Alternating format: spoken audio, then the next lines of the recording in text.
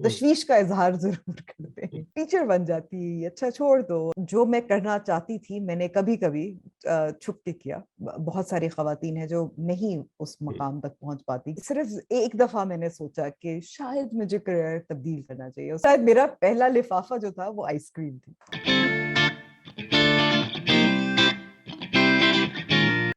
जी, आज मैं अंबर रहीम शम्सी के साथ गुफ्तगू का तीसरा और आखिरी हिस्सा आपके लिए पेश कर रहा हूँ। इस हिस्से में हमने जो ऑनलाइन अब्यूज़ है, उस पर बातचीत की है, ख़वातीन सहाफ़ियों की ज़ाती ज़िंदगी पर उसका क्या असर होता है, उस पर भी बात हुई है। मुझे उम्मीद है कि ये भी आपको पसंद आएगी। अगर अभी तक आपने चैनल को सब्सक्राइब नहीं किया, तो कर लीजिए। तीसरा हिस्सा जो है वो आपके लिए पेश-ए-ख़िदमत है। देखें ना, सोशल मीडिया के हवाले से तो 2 बड़ी वाज़ेह लाइन्स हैं, एक पॉपुलैरिटी की है, एक क्रेडिबिलिटी हम्म, की है, और ये फैसला हर एक ने खुद करना है कि उसको हम्म, कौन-सी लाइन परस्यू करनी है और हम्म। उसका जो इवेंचुअल गोल है, वो क्या है? अच्छा, ये बताएँ कि आपने अपनी फैमिली लाइफ़ का भी कुछ देर पहले ज़िक्र किया था। हम सब लोग जो इस प्रोफ़ेशन में रहे हैं, हम कुछ अरसे के बाद जान जाते हैं कि प्रोफ़ेशनल हैज़र्ड्स क्या हैं और उनसे किस तरह से डील करना है।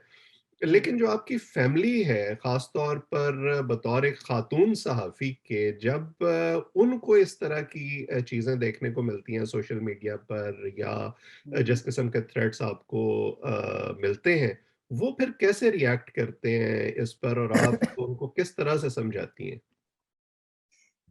ये भी एक बहुत एक बड़ा मुश्किल सफर रहा है कि आपने अपने खानदान को किस तरह से।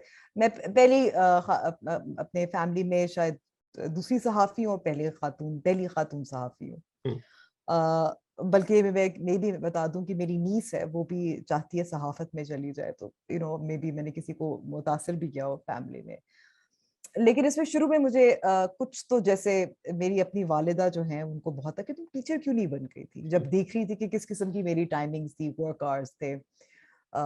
तो एक ये क्योंकि अगेन हमारा ऐसा प्रोग्रेसिव खानदान है कि कोई ऐसा रोकता तो नहीं है, लेकिन हुँ, तशवीश का इजहार जरूर करते हुँ, हैं कि टीचर बन जाती, अच्छा छोड़ दो, ज्यादा ऐसी स्टोरी कभी ना करना जिससे तुम्हें मुश्किल हो, हुँ, यहाँ ना जाना, वहां ना जाना। मुझे याद है लाल मस्जिद का जब ऑपरेशन शुरू हुआ था और मुझसे रहा नहीं गया। मैं उस वक्त डॉन न्यूज में काम कर रही थी और मैं चली गई वहां रिपोर्टिंग करने लिए। किसी को नहीं बताया। फिर बाद में जब टीवी पर उन्होंने देखा तो फिर मुझे फोन कॉल आने शुरू हो गए मेरी फैमिली की तरफ से, वालिदा की तरफ से खास तौर पे। क्या हुँ, अंबर तुम कैसे चली गई, ये क्या किया, ये वो वगैरह वगैरह। सो मैं ये कहूंगी कि जो मैं करना चाहती थी मैंने कभी कभी छुप के किया। हुँ, और ये शायद अच्छी मिसाल नहीं है, लेकिन वो मुझे उस वक्त ज्यादा आसान लगा। फिर आहिस्ता आहिस्ता मेरे ख्याल में कि सब लोग फिर खुद ही आदी भी हो गए। हुँ, उनको मुझे शायद इतना डरना नहीं चाहिए था, छुपाने की जरूरत शायद इतनी नहीं थी। वो समझ गए कि ऐसा है। और मैं अपने आप को महफूज भी रखती हूँ, कोशिश करती हूँ। और ये this is something that I love very much and I hmm, would be happier doing it, hmm, बजाय कि ये मैं ऐसे पेशे में चली जाऊं जहां जबरदस्ती, क्योंकि शायद ज्यादा सेफ हो या ज्यादा आसान हो, हुँ, वो करती। तो ये मेरे ख्याल में within my own family mindset.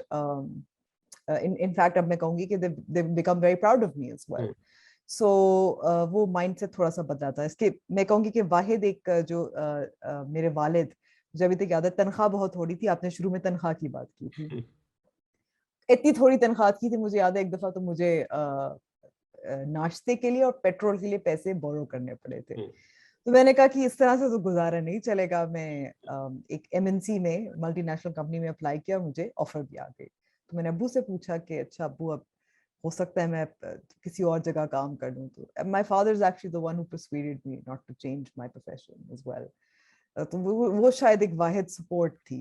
लेकिन बाकी इट टुक टाइम। मैं अपने शौहर के बारे में भी कहूंगी कि मेरी बच्चियों को we have shared the burden of caring for our children. Hmm, अगर मुझे जाना पड़े या काम ज्यादा लंबा करना पड़े तो वो बच्चियों का ख्याल रखते थे, खाना खिलाते थे।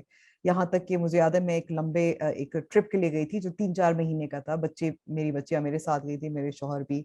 उन्होंने छुट्टी ली अपने काम से। वो खाना बनाते थे, लॉन्ड्री भी करते थे, सब कुछ करते थे। मैं नौकरी पे जाती थी। सो I've been very, मैं बहुत खुशकिस्मत हूँ कि मुझे ऐसे शौहर भी मिले जो फुली हुँ, सपोर्टिव।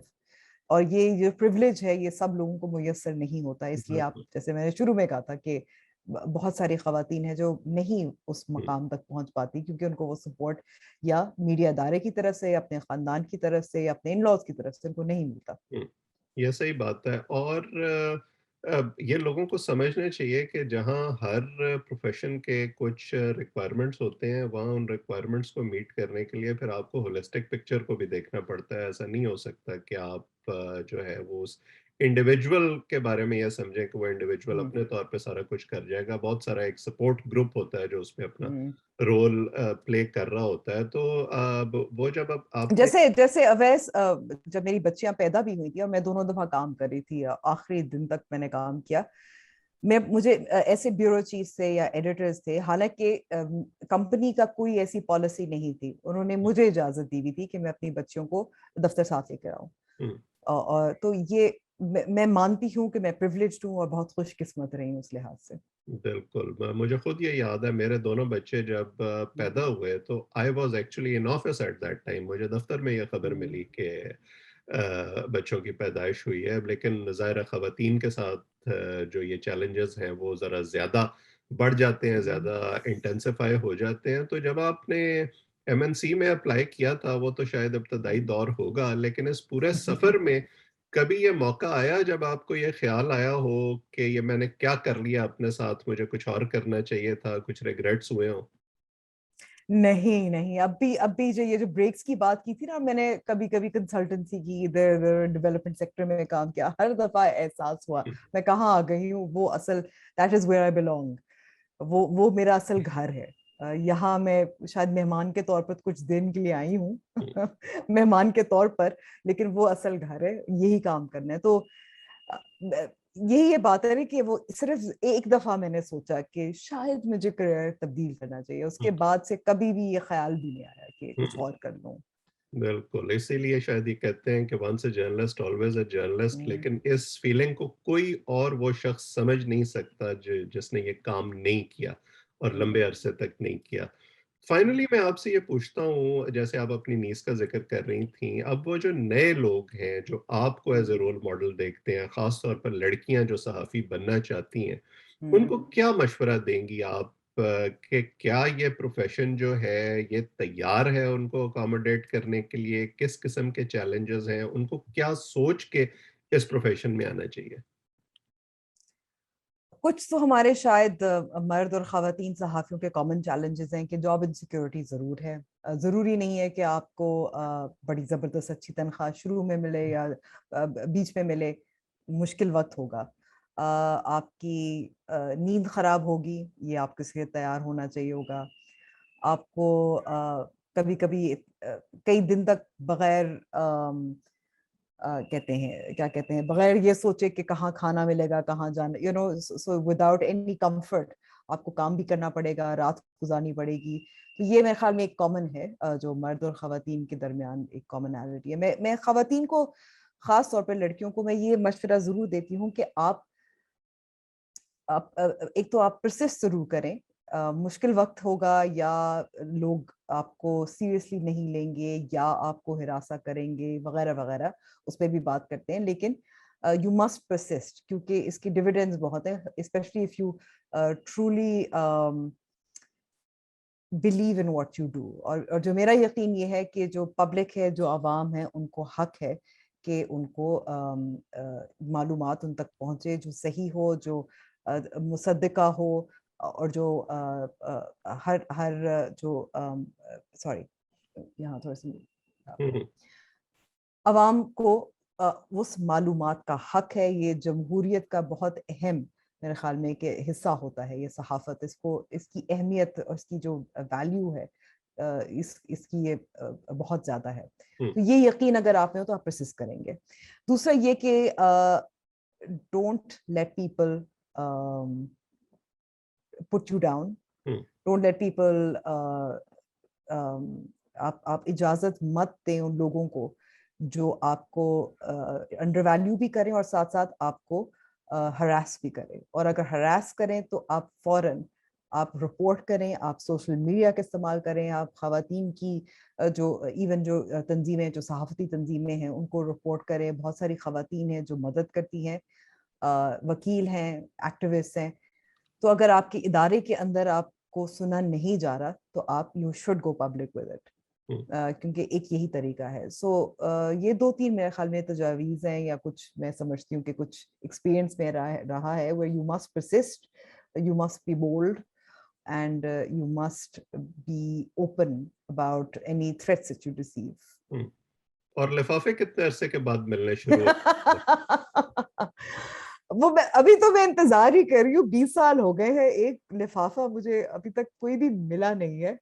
ये है कि जो इंतज़ार कर रही हूँ, आप मुझे बताएँ अवैस, आपको पहला लिफ़ाफ़ा कब मिला देखिए ना, था? मैं तो लिफ़ाफ़ों की उम्मीद में मैंने ज़िंदगी गुज़ार दी और आखिर जब मेरी उम्मीद खत्म हो गई तो मैंने प्रोफ़ेशन बदल लिया। मुझे मुझे अभी तक याद है कि मैंने पहला एक रिव्यू किया था। मुझे असाइनमेंट मिली थी कि मैंने आइसक्रीम पार्लर का रिव्यू करना है। तो उस वक़्त मुझे इतनी ज़्यादा गिल्ट हो रही थी कि ये तो मैंने मुफ़्त में उनकी खा ली, अब मुझे उनकी सिर्फ़ तारीफ़ ही करनी पड़ेगी। तो वो अभी तक वो जो कश्मकश है ना, मुझे अभी तक याद है। तो शायद मेरा पहला लिफ़ाफ़ा जो था वो आइसक्रीम थी। हुँ। लेकिन हमारे जो देखने वाले हैं वो ख़ास तौर पर जो आपको ज़्यादा पसंद करते हैं कोट अनकोट वो ये समझ लेंगे कि आप ये जो बार-बार ब्रेक्स लेती हैं, तो वो आपने इतने लिफ़ाफ़े इकट्ठे कर लिए होते हैं कि आपको तनख़्वाह की ज़रूरत नहीं होती। इसमें ऐसा बिल्कुल भी नहीं है, क्योंकि ये मैं बता दूँ और ये मैं सबको वाज़ेह कर दूँ कि मैं एक तो हम हमारी मेरे और मेरे शौहर की एक एग्रीमेंट है, हम we're पार्टनर्स, तो हम हमारे घर के खर्चे में भी शराकतदारी है। मेरी अपनी कभी सेविंग्स होती हैं किसी भी नौकरी से, जैसे आपका थोड़ा-सा एक्यूमुलेट हो जाता है, तो मैं जब ब्रेक लेती हूँ, मैं वो पैसे इस्तेमाल करती हूँ या कंसल्टेंसी करती हूँ। वो मैं किसी से लिफ़ाफ़े कभी नहीं लिए। उस आइसक्रीम के अलावा, जो मुझे याद है। चलें अंबर मेरा ख़्याल है कि आज की नशिस्त में हमने बहुत सारी ऐसी हुँ। चीज़ों पर गुफ्तगू की है जिनसे लोगों को आपकी पर्सनैलिटी के बारे में भी कुछ क्लैरिटी मिली होगी और इस प्रोफ़ेशन के हवाले से जो आपके नज़रियात हैं और ख़ास तौर पर ख़वातीन सहाफ़ी हुँ। जिस किस्म के चैलेंजेस का सामना करती हैं उनको समझने में भी मदद मिली होगी। ये सिलसिला हम आइंदा भी जारी रखेंगे। आज वक़्त देने के लिए आपका बहुत-बहुत शुक्रिया। Thank you so much, it was a pleasure talking to you, और आपने मौका दिया, मैं उसकी बहुत शुक्रगुज़ार हूँ। बिल्कुल और आप सब लोग जो इसको देख रहे हैं अगर आप चाहें तो चैनल को सब्सक्राइब करें ताकि ये सिलसिला आइंदा भी जारी रहे। अंबर और इन जैसे और दोस्तों से हम दरख्वास्त करते रहेंगे कि ये यहाँ दोबारा आएँ और ये गुफ्तगू आइंदा भी आप तक पहुँचे। आज तक के लिए इतना ही। आप सबका बहुत-बहुत शुक्रिया।